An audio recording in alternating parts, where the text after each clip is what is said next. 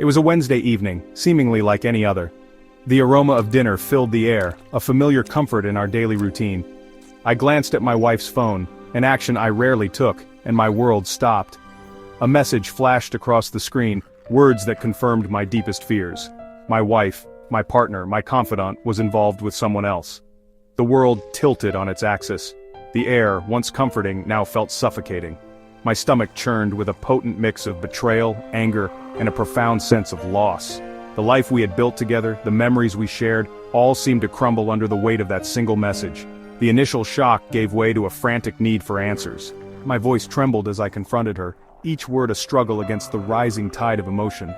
Her response, a mixture of denial and justifications, only deepened the wound. In that moment, the woman I loved, the woman who vowed to share her life with me, became a stranger. The foundation of our relationship, built on trust and commitment, lay shattered at our feet. The days that followed were a blur of raw emotions. Anger flared, hot and consuming, followed by waves of sadness that threatened to drown me. The betrayal felt like a physical blow, leaving me winded and disoriented. Sleep became elusive, haunted by images of their deceit and the life we once shared. My appetite vanished, replaced by a constant knot of anxiety in my stomach. The world seemed to move in slow motion, while my thoughts raced at a dizzying pace. How could she do this to me? To us? The questions echoed endlessly in my mind, offering no solace, only deepening the chasm of pain. I oscillated between moments of cold fury and desperate pleas for understanding, clinging to fragments of the life we had built together. The emotional turmoil was relentless, a tempest that threatened to consume me entirely. I knew I needed help, a lifeline to guide me through the storm. Reaching out for help didn't come easily. Pride and shame intertwined, making me hesitant to expose my vulnerability, but the weight of my emotions became too heavy to bear alone. With trembling hands I confided in a trusted friend, his familiar voice a beacon of support in the darkness. His empathy and understanding offered a glimmer of comfort, reminding me that I wasn't alone in my pain. Encouraged by his compassion, I sought professional guidance. A therapist's office, once a symbol of weakness in my mind, became a sanctuary for healing. It was a space free of judgment, where I could unravel the tangled threads of my emotions and begin to make sense of the chaos. Sharing my story, acknowledging my pain, felt like a tentative step towards reclaiming my life. It was the beginning of a long and arduous journey, but with each step, I felt a flicker of hope ignite within me. Section 4. The decision. Choosing myself. Through therapy and the unwavering support of my friend, I began to see the situation with more clarity. The fog of betrayal began to lift, revealing the painful truth.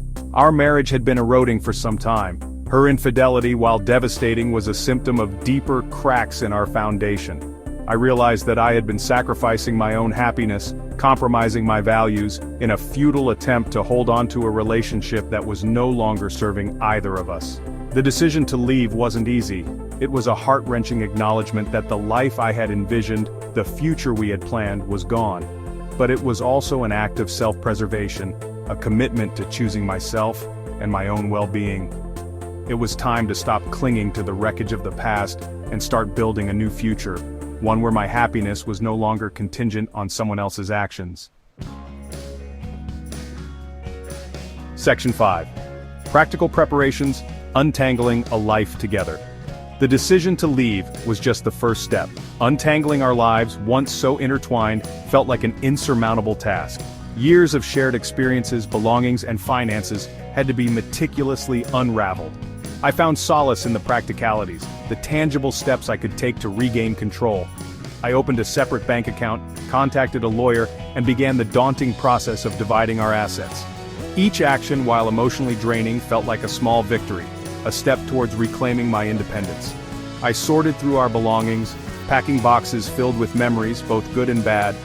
It was a tangible reminder of the life we had built and the future I was now choosing to create for myself. The process was arduous and emotionally taxing, but with each step, I felt the weight of the past lift slightly, replaced by a glimmer of hope for the future. Section 6. The departure.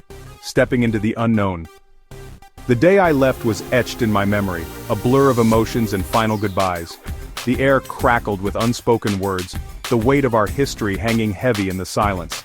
With a deep breath, I gathered my belongings, each item a symbol of the life I was leaving behind.